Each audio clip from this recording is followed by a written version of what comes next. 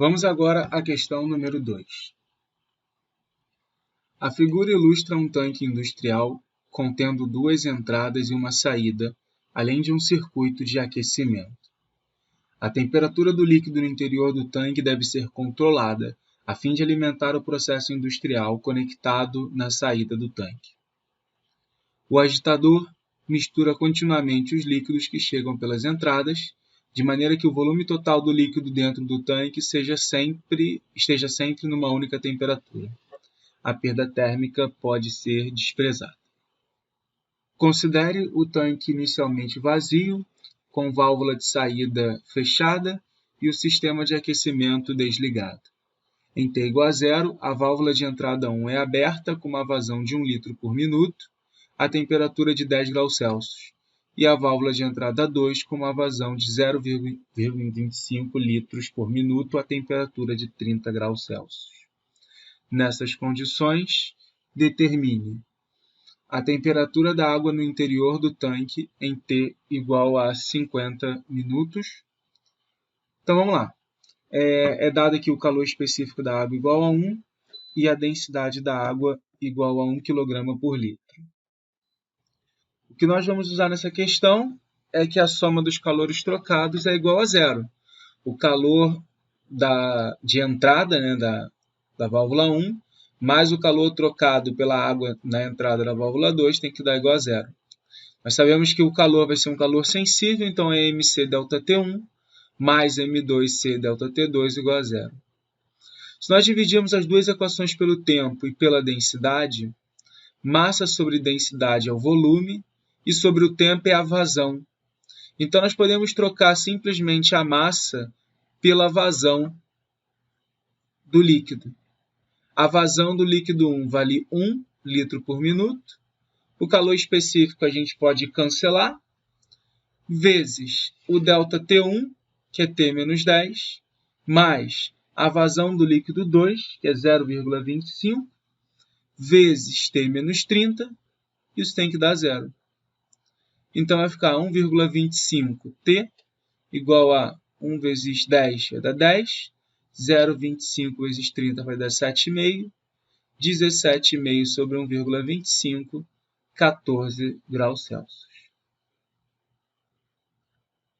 Agora a letra B. A temperatura da água no interior do tanque em T igual a 150 minutos, se o circuito de aquecimento é ligado em T igual a 50, e a potência dissipada na resistência R2 varia de acordo com o gráfico da figura 2. Então, vamos olhar aqui para a figura 2. E o que nós vamos ter que fazer nessa é descobrir qual é a potência total trocada pelo resistor. E essa potência vai servir para aquecer toda a água que vai se encontrar na temperatura que nós encontramos no item A, que é 14 graus Celsius. Vamos lembrar que potência é calor sobre tempo, e o calor vai ser dado pela área da figura. Então, observem aqui primeiro a figura, depois a gente vai fazer a conta. Nós temos aqui um trapézio de 50 a 75, um outro trapézio de 75 a 125 e um retângulo de 125 a 150. Então, a potência total vai ser dada pela área dessa figura. Então, vai ficar 200 mais 400 sobre 2 vezes 25, é a área do primeiro trapézio. 400 mais 280 sobre 2 vezes 50 é a área do segundo trapézio. Mais 280 vezes 25 é a área do retângulo, vezes 60, porque o tempo estava em minuto e a gente precisa passar para segundos. Boto 25 em evidência, que aparece em todos os termos. Aqui vai sobrar 600 sobre 2, que é 300. 400 mais 280 sobre 2, que é 340. Vezes 2 do 50 que sobrou aqui, 680. Mais 280. Vezes 25 vezes 60. Fazendo essa conta, nós temos que o calor é exatamente 1,89 vezes 10 a sexta joules. Esse calor agora é utilizado para poder aquecer a água que está ali dentro.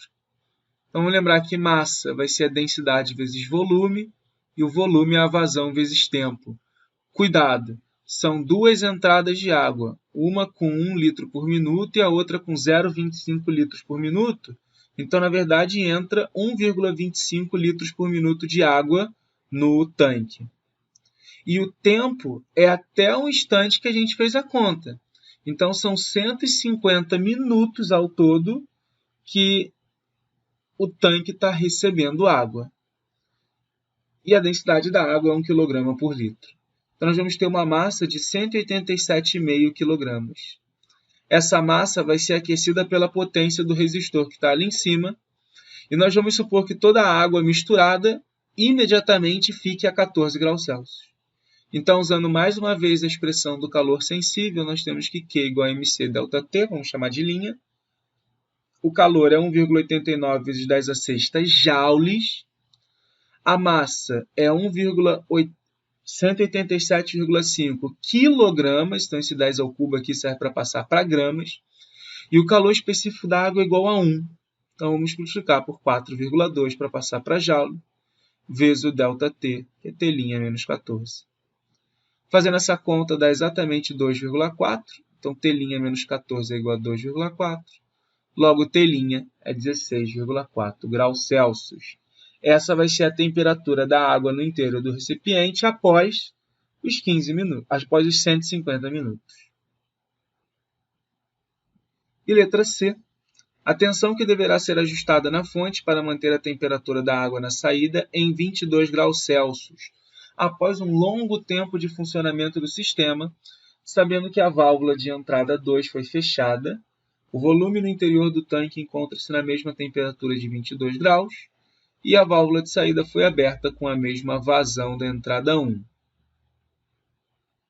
Então, considerando o tempo, passado muito tempo, basicamente é a água da entrada 1 que vai ser aquecida pela nossa resistência. Então, nós vamos ter que essa água tem que ir de 10 para 22 graus Celsius e ela vem de um ebulidor, uma resistência que está fornecendo calor por efeito Joule. Lembrando que potência é calor sobre tempo, desprezando as perdas, o calor é mc ΔT sobre ΔTzinho, que é o tempo. Massa é densidade vezes volume. Bom, agora nós temos que a densidade da água é 1 kg por litro. A vazão é 1 litro por minuto, então aqui tem que passar para segundos. E como a massa aqui vai ficar em quilogramas, vamos multiplicar por 10 ao cubo para passar para gramas. O calor específico nós já vimos é 4,2 joules, fazendo já a conversão. E nós queremos que o delta de temperatura seja de 10 para 22 graus, 12 graus Celsius. Isso dá uma potência de 840 watts exatamente. Essa potência vem de um ebulidor, que é uma resistência de 10 ohms. Então, a potência pode ser calculada como RI ao quadrado. Então, o I vai ficar a raiz de 84 amperes. Depois a gente faz essa conta. Olhando para o circuito, vou voltar aqui a imagem rapidinho. Observem que nós temos dois resistores ligados à fonte de tensão e esses caras estão associados em série. Isso significa que a resistência, que a corrente, pode ser calculada como V sobre REC, e a REC é a soma dos resistores, que nesse caso vai dar 12.